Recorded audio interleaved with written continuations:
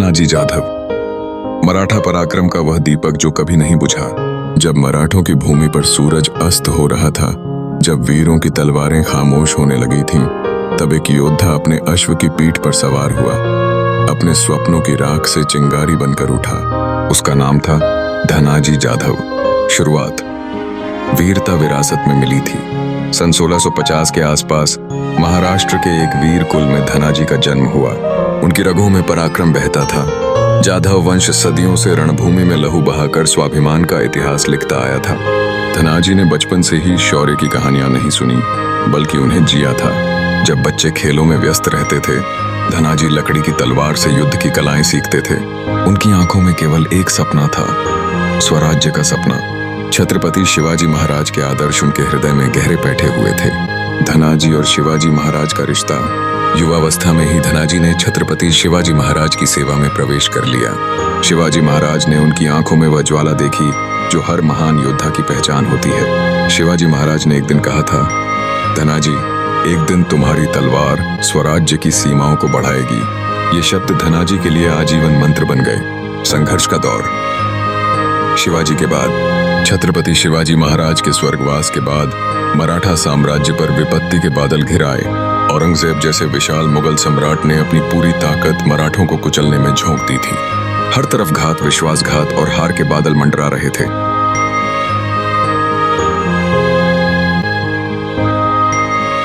जब बाकी सेनापति हार मान रहे थे, धनाजी ने तलवार उठाई और कहा, स्वराज्य की रक्षा करना हमारा धर्म है। चाहे जीवन रहे या न रहे, मराठा झुकेगा नहीं।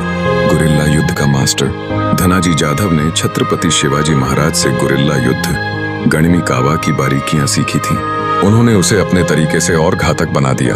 रात के अंधेरे में पहाड़ों के बीच से मुगलों पर बिजली की तरह टूट पड़ना, दुश्मन के शिविरों में घुसकर आतंक मचाना, उनकी रसद लूट लेना।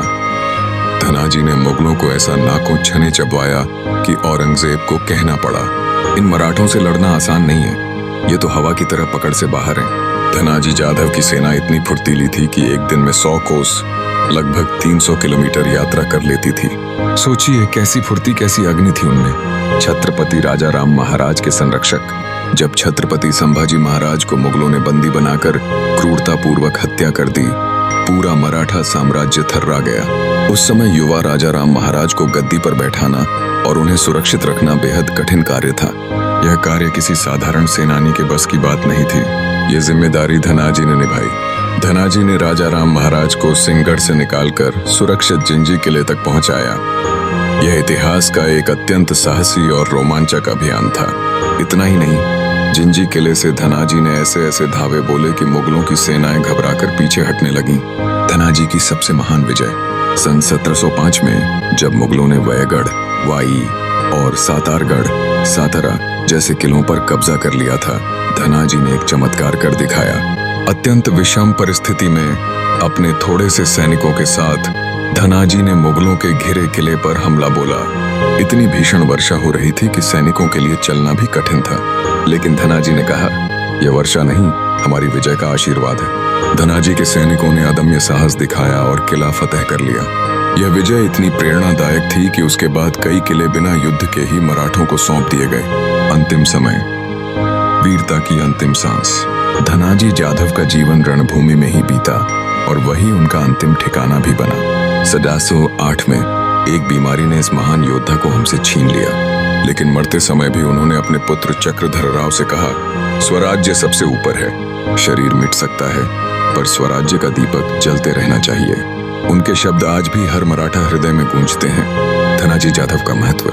रण कौशल के अद्वितीय उस्ताद, गुरिल्ला युद्ध की कला को उन्होंने नई ऊंचाई दी। मराठा स्वराज्य के रक्षक। शिवाजी के बाद मराठा साम्राज्य को संभालने वालों में उनका नाम अमर है। प्रेरणा का स्रोत। उनका जीवन बताता है कि परिस्थितियां चाहे कैसी भी हों, साहस से बड़ी कोई शक्ति नहीं।